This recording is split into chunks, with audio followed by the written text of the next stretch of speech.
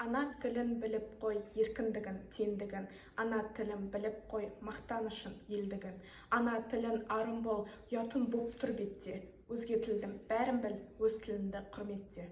Родной язык, он самый первый, на нем мы учимся говорить. Он добрый, теплый и волшебный, нам нельзя его позабыть. My language is part of my life. My language is my life. And I allow no one to take it from me at any time, anywhere. Мен Нұғман Гүлімханым, Мәншүк Мәметова атындағы номер 27 мектеп-лицейінің 8-ші А сынып оқушысымын. Мен отаныма, мен бастамам байқауы бойынша мен Қазақстанның азаматымын номинациясы бойынша жобам тақырыбы елімнің бірлігі маған қымбат.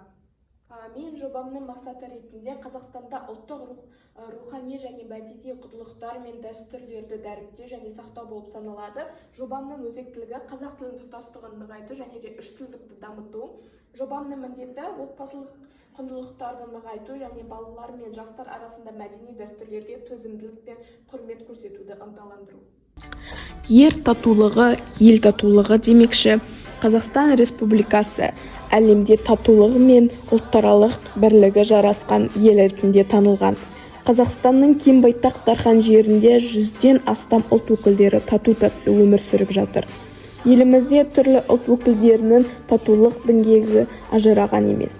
Біз, жас ұрпақ, осындай кең байтақ жеріміздің көгінде тек қана бейбіт құсы қалықтап ұшып, мемлекетіміз одан әрі көркейе беруін қолдаймыз.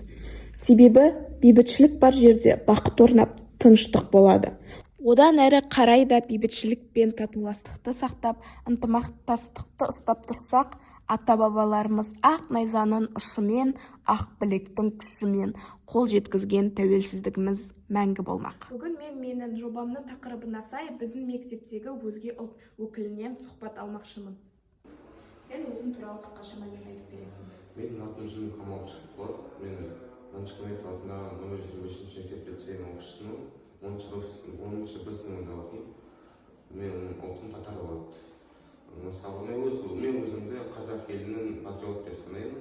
Себебі мен өмір бойы сол қазақ елінде туылдым және өмір сүрдім. Мысалы, біз қазақтардың барлық салт-дәстүрлерін сақтаймыз. Мысалы, жұма күнінде біз отбасы болып бауырсақ пісіреміз. Келе жатқан Наурыз мейрамын бізде де тойлаймыз. Біз туылған сәбилерді шілдехана және бесікке саламыз. Бірлік деген қасиетті ұғым. Еліміздің берекесі гүлденіп өсуі осы бірлікпен тығыз байланысты. Сондықтан бірлік сыйластық бір отбасына ғана емес, тұтас елге, мемлекетке де тікелей қатысты. Менің мектебімде, әсіресе менің сыныбымда түрлі шаралар мен тәрбие сағаттар өткізіледі. Олардың бірі 1 мамыр бірлік күні туралы мәліметтер бөлісіп, өзге ұлт өкілдерімен татулығымызды нығайту. Сонымен қатар салт-дәстүріміздің құндылығын жоғалтып алмау үшін мектебімізде көптеген шаралар өткізіледі.